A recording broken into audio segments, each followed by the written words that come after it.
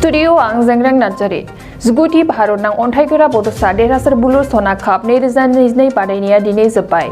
उदालगुरि जिल्लानि सिङाव थानाय खाग्राबारि जनता गेलेग्रा फोथाराव खाग्राबारि गेलेमु आफाद आरो खाग्राबारि दखरा बर' फरायसा आफादजों जथायै खुंजानाय जिगुथि भारतनां अन्थाइगोरा बड'सा देरहासार बुलुर सना कापनि जोबथा बादायनाया दिनै जानानै थाङो। बुलुर बादायनाय हाबाफारि बादियै बादायनायनि सिगां गोजोन खौसेथिनि थाखाय अख्रां सायाव फारौ गुफुर बिरहोयो बर' कसारी अट'नमास काउन्सिलनि लेङाइ गाहाय मावफुं सोद्रोमा रमिअ पि नार्जारी बिथाङा। दिनैनि जोबथा देरहासार बुलुर बादायनाय हाबाफारिखौ बेखेवना होयो बिटिआरनि मावफुं सोद्रोमा राकेश ब्रह्म बिथाङा। दिनैनि बे जिगुथि भारतनां अन्थाइगोरा बड'सा देरहासार बुलुर सना काप 2022 बादायनायनि जोबथा बादायनाया जायो बजालि जिल्लानि पाठशाला आरो गुवाहाटी ASEBनि गेजेराव। मोन्नैबो दोलोआ गेलेनायनि गेजेरजों रायजो राजाफोरनि गोसोखौ गोजोन होनायखौ नुनो मोनो। खेला बादायनायाव मोनसे स्पिरिट नांगौ जायो। गतिके इयुथआ गावसिनि स्पिरिटखौ जेनेरेट खालामनो थाखाय बांसिन समाय जेब्लानोखि बर' फरायसा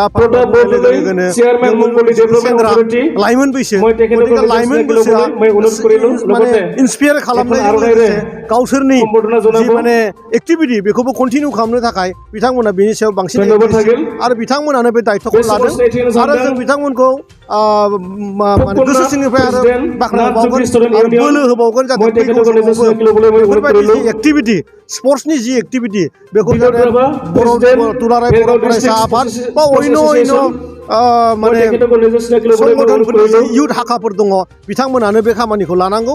खारन माने गोबां माने साख्रि बाख्रि मोननो हायो, गोबां माने गावनि बडिनि जि पावार बेबो बारायो। गतिके बे मोनसे मानसिनि हेबिट जानांगौ।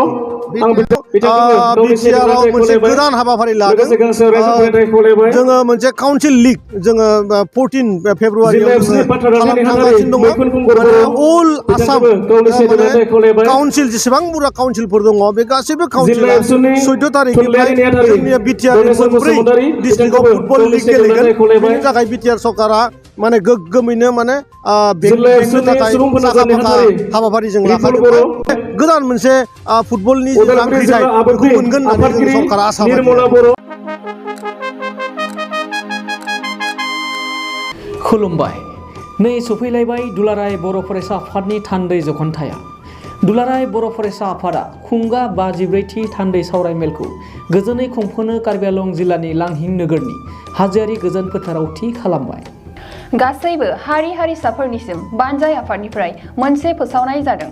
कार्बि आंलं जिल्लानि लांहिं नोगोरनि हाजोआरि फोथाराव 2022 मायथाइनि 2, 3, 4 आरो 5 फेब्रुवारि खालाराव जानो गोनां दुलाराय बर' फरायसा आफादनि 53थि थान्दै जखनथाय लोगोसे 49थि कार्बि आंलं जिल्ला दुलाराय बर' फरायसा आफादनि बोसोरारि जथुम्मायाव जायफोर बर' फालांगिरिफोरजों लोगोसे आसामनि जायखिजाया हारिनि फालांगिरिफोर जेरै book stalls, tea stalls, vendors, hawkers बायदिफोरजों लोगोसे बर'नि गाननाय जोमनाय, दखना, गामसा, आर'नाइ, टेक्सटाइल्सनि बायदि रोखोमनि जि जोम दिन्थिनाय आरो फाननायनि थाखाय गिदिरथार मोनसे एग्जिबिशन लानाय जादों।